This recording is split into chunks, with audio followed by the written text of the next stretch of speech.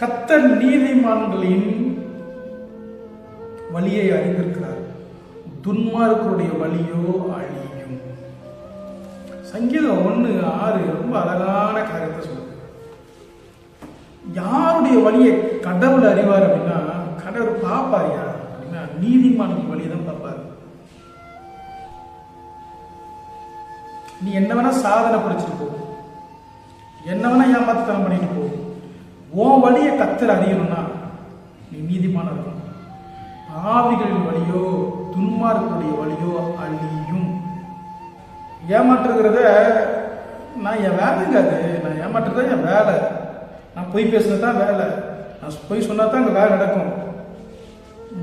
இப்படிப்பட்ட சூழ்நிலை ஒரு பெரிய ஒரு பயங்கரமான காரியத்துக்குள்ளாக கொண்டு போய் நிற்கிறது. இது நம்ம வாழ்க்கையில் கிறிஸ்தவர்களே நம்ம செய்ய ஆரம்பிச்சிட்டோம். என்ன செய்கிறோம்? நீதிமான்களின் வழியில நம்ம நடக்கிறதுல பாவிகளோட சேர்ந்துட்டு பாவிகளோட மோசமாக நடந்துகிட்டு இருக்கோம்.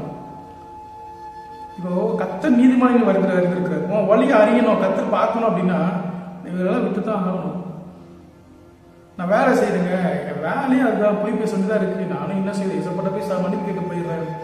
மன்னிப்பு கேட்டு போங்க, நான் வேணாம் சொல்லலை. பட் என்ன விதைச்சதை நீங்கள் அறுக்கணுங்க, யாராக இருந்தாலும் அறுக்கணும்.